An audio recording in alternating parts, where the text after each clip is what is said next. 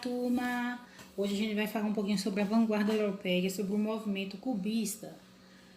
Vamos falar um pouquinho, vamos começar. O cubismo é o primeiro movimento das vanguardas europeias e surgiu em 1907 com a obra As Senhoritas, de Avignon e de Pablo Picasso.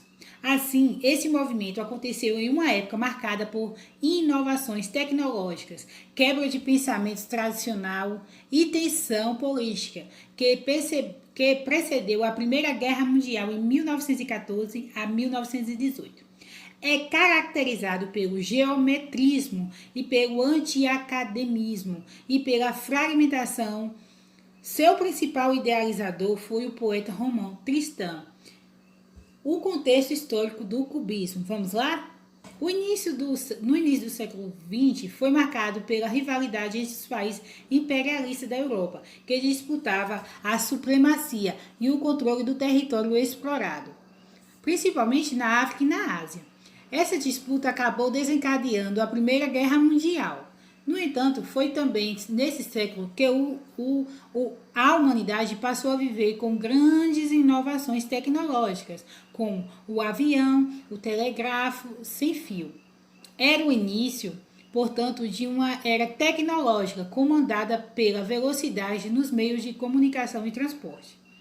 Além disso, o físico Albert Einstein, psiquiatra, e Sigmund Freud trouxeram novas perspectivas para a ciência e mostraram que tudo pode ser questionado, que não existiam certezas.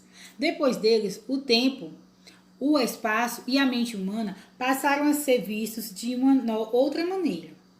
Assim, nesse contexto de incertezas e renovações, questionamentos e inovação, surgiu em 1907 o primeiro movimento de vanguarda, que é o cubismo, que trazia uma maneira diferente de fazer a arte.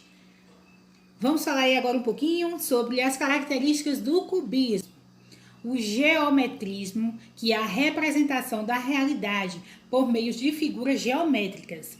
O antitradicionalismo, que rompe os conceitos de harmonia, proporção, beleza e perspectiva. A fragmentação das formas e distorção da realidade. Oposição à ideia de arte como imitação da natureza. A apresentação de relações e formas não acabadas. A apresentação de diferentes pontos de vista, pelos quais o objeto pode ser observado. Quebra radical com a arte acadêmica. O cubismo pode ser dividido em 3 fases.